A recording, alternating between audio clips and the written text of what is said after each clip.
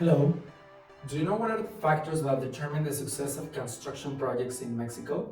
I am Dr. Jose Torres, you can call me Pepe Torres. I have a PhD in projects and a master's degree in project management. I'm going to show you three main topics. As a point number one is, what is the problem in Mexico regarding the failure of construction projects in Nuevo León? As a point number two, we will see, what is the success of the construction in the construction projects? And as a point number three, the general results of the scientific research with a practical example. Let's begin. I want to thank first the more than 100 companies and hundreds of project leaders who contributed to do this research.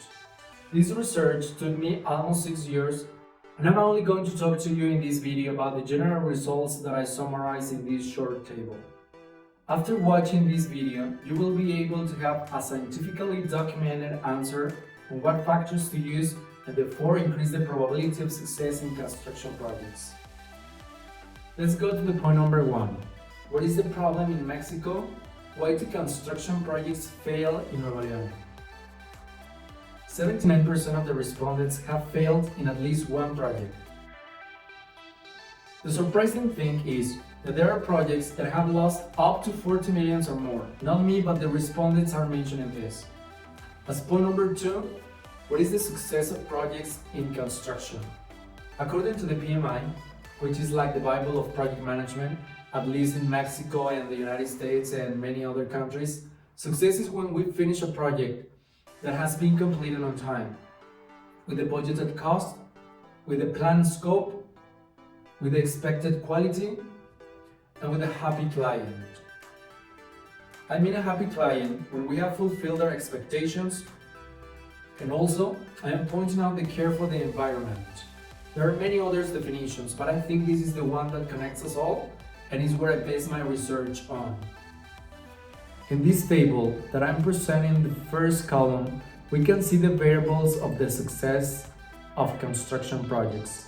Mentioned above altogether add up the success of a project. Horizontally, we can see the independent variables by groups.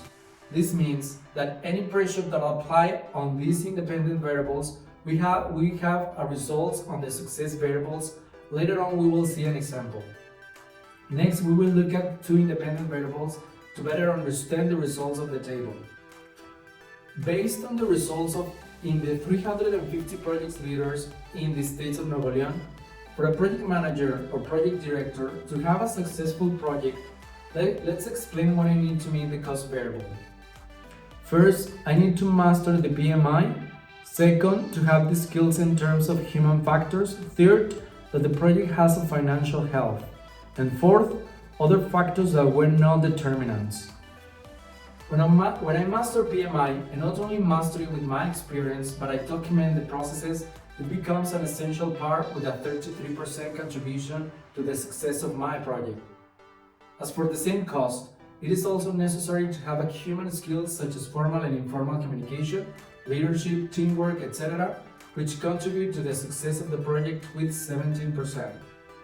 In addition, 21% of financial capacity is needed, which also contributes to the success of the project in terms of cost.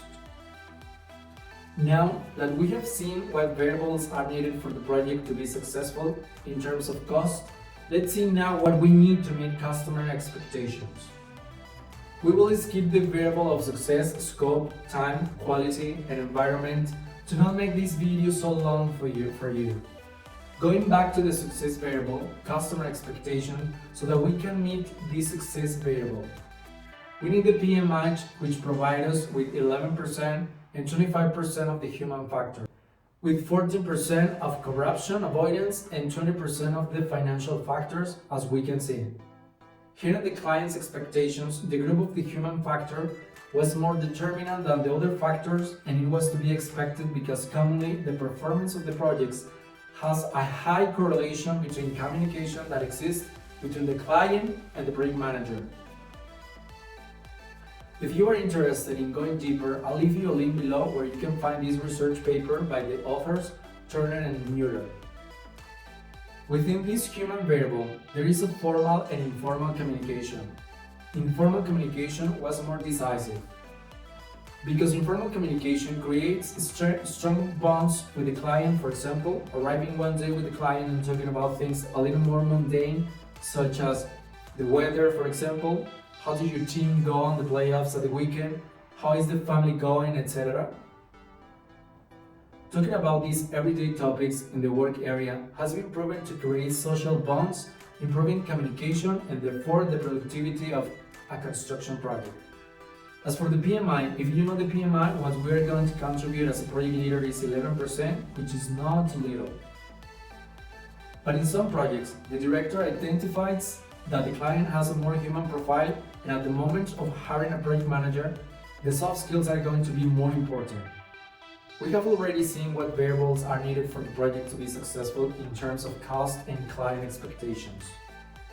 We can infer the same for scope, time, quality, and environment, which we are not going to mention anymore, but you can pause the video and watch them carefully and see what else we can observe.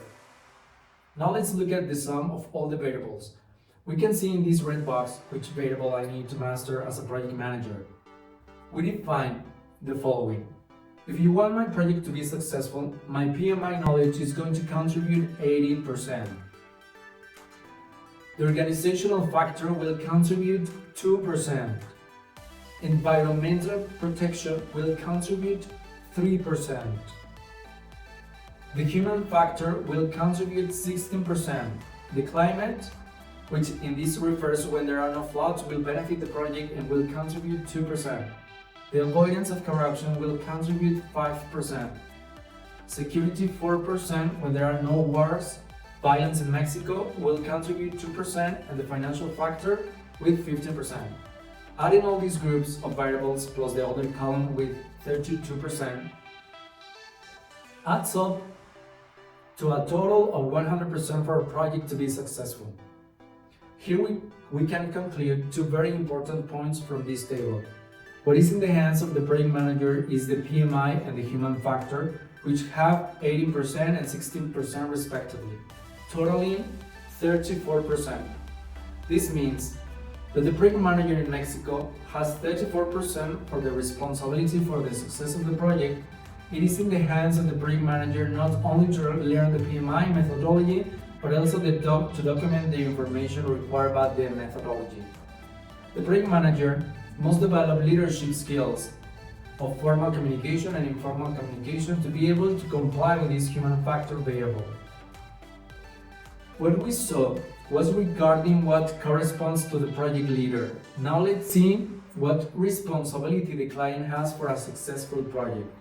The group of variables, corruption, financial factor, and environmental protection are variables that are mainly affected by the client's decisions. Corruption with 5%, financial factor with 16%, and environmental protection with 3%. This means that the client in Mexico has 24% of the responsibility for the success of the project. Now we'd like to present a practical example so that we can better understand the results. Let's say Pedro is a project manager. He wants to build his own house, so years before, he prepared himself by studying the PMI project methodology and took a training where he developed soft skills proper of the human factors, where it particularly included communication. As he was sure that he had learned them perfectly and that he would know how to apply them in his house project, he had already secured his project by 34%. As he was his own client, at the same time, he made sure that the bank will lend him the agreed money amount on time, so as not to delay payments to his suppliers, his workers, so he had his project on the road to success with 15% more, adding up to a total of 49% likelihood that his house project would be as successful.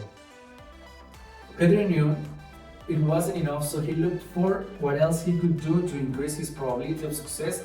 So what he did was he bought his workers the necessary and specific safety equipment for each task, and in addition he had a safety person to make sure that everyone was using it throughout the job. He made sure to obtain all the environmental permits from the governmental institution and purchased a computer and the necessary office tool so that during the project he would never be without updating a plan or sending information via email. Project manager ensured that no one would commit any act of corruption with any government institution through talks and training to the personnel.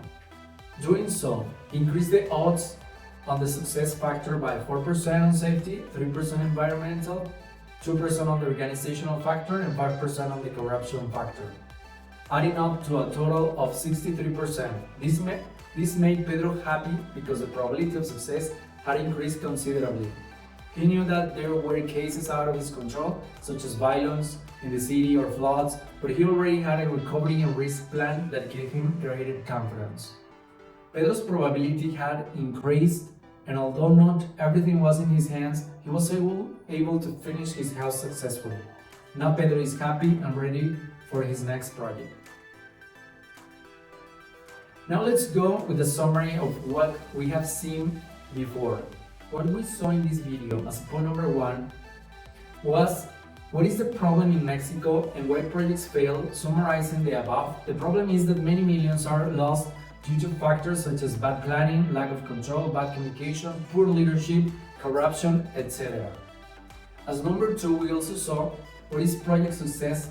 We mentioned that the project success is when we finish a project with the budgeted cost, with the planned scope, finishing on time, with the expected quality, with a happy client, and respect of the environment.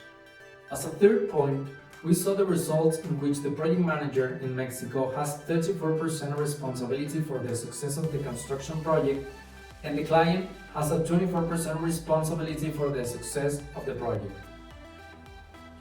That's all of the video, and thank you very much for your valuable time. So, see you next video. Thank you very much, guys.